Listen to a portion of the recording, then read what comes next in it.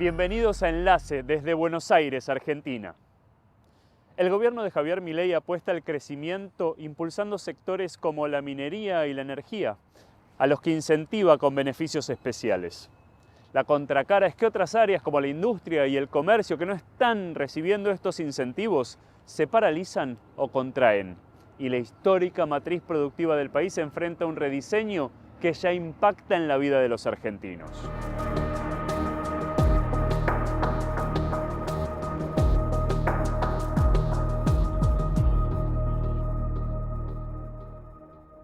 El gobierno de Javier Milei exhibe como un triunfo las adhesiones al régimen de incentivos para las grandes inversiones, o RIGI, una política que el Ejecutivo impulsó hace 2 años y que otorga beneficios cambiarios, tributarios y jurídicos a empresas que realicen inversiones muy importantes.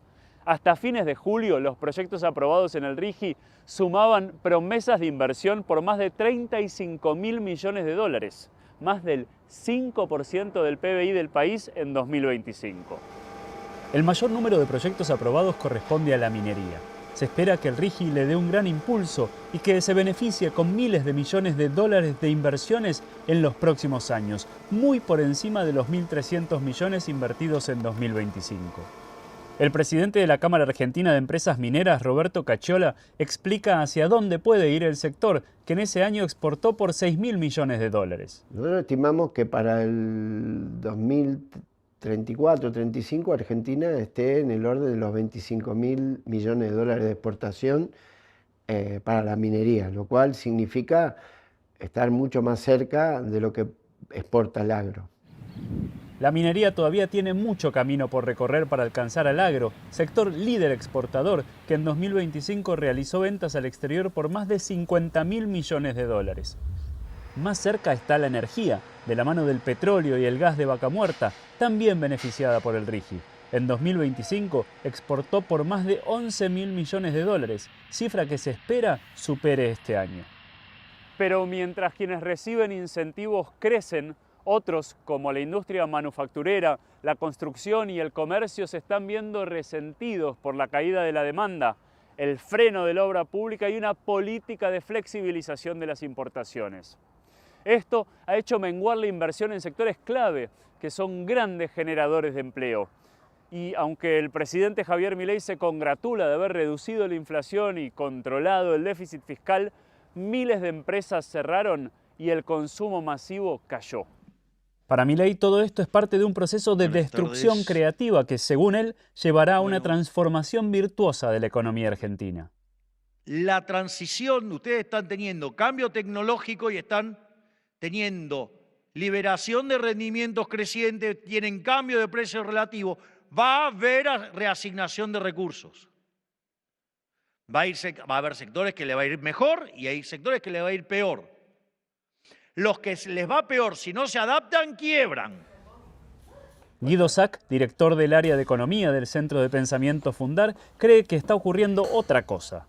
Que solamente estén cerrando los que no supieron adaptarse es falso. Hay algunos que tienen la eficiencia suficiente para competir, pero el modelo macroeconómico de estabilización que eligió el gobierno la saca del mercado. Y a eso le agregamos la apertura de la economía y las empresas dicen, abrí la economía, pero no incline la cancha a favor de las importaciones, porque estamos haciendo una apertura de la economía con la cancha inclinada al revés. Desde que Milei llegó al poder cerraron más de 28.000 empresas, un 5,5% del total del país. Muchas de sectores que generan más empleos que los beneficiados por el RIGI, como el manufacturero, en el que se han perdido más de 80.000 puestos de trabajo. Una de las empresas que cerró fue la productora de neumáticos FATE, afectada por la apertura de las importaciones. Pablo Olivera llevaba 12 años en la fábrica y es uno de los más de 900 empleados directos que quedó sin trabajo. La verdad que nada, fue un balde de agua fría, llegar y ver que estaba todos con candado, donde pusieron un cartel de que no podíamos entrar más. Desde el cierre, los despedidos de FATE están acampando en la puerta de la planta. Piden ser reincorporados. La pérdida del trabajo formal tiene un profundo impacto en estas familias y es parte de un proceso de informalización del empleo. Desde el inicio del mandato de Milei, la informalidad ha crecido en más de 3 puntos porcentuales, hasta el 44,2%. José Orellano es un ejemplo de ello. Llevaba 14 años en FATE. Ahora trabaja con su auto, por su cuenta, en aplicaciones de transporte de pasajeros y de reparto de mercadería. Esto es horrible.